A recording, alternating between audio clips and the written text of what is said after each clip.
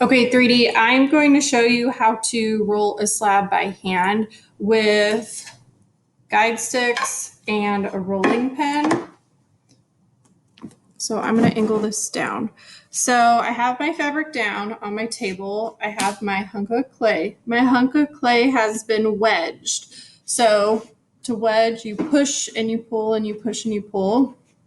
Again, why do we wedge clay? This is to align the clay particles, to align and mix the moisture, and to get rid of any air bubbles that might be in the clay.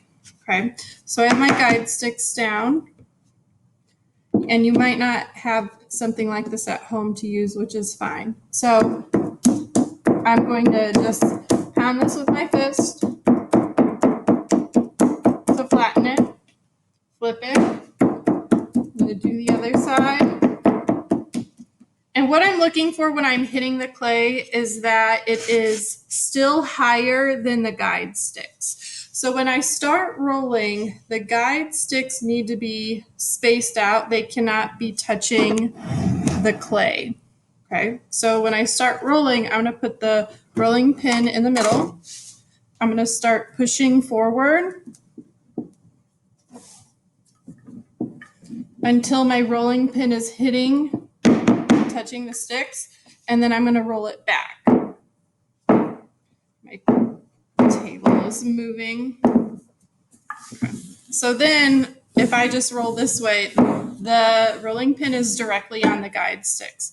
I'm going to pick this up and flip it, roll the other side, and we're good. So the last step is to compress. So I'm just going to spritz it. And in your bag, you'll have some rib tools that are different colors. You will compress the clay. I'm not sending my big metal scrapers home like this. And what you do when you look for, when you're compressing, is you're looking for air bubbles. I do not see any because it was wedged really well. So I'm going to flip it. You always have to compress the other side, see if there are air bubbles. You don't want air bubbles in your slabs or in your clay because it can cause it to break when it is fired. So this is good to go. I can set my stencil down and find my clay knife. Here it is. And I can start cutting what I need from it with my tiles. Okay, so there's one. Just lay this down here. Cut a second one. And there we go. I have my tiles.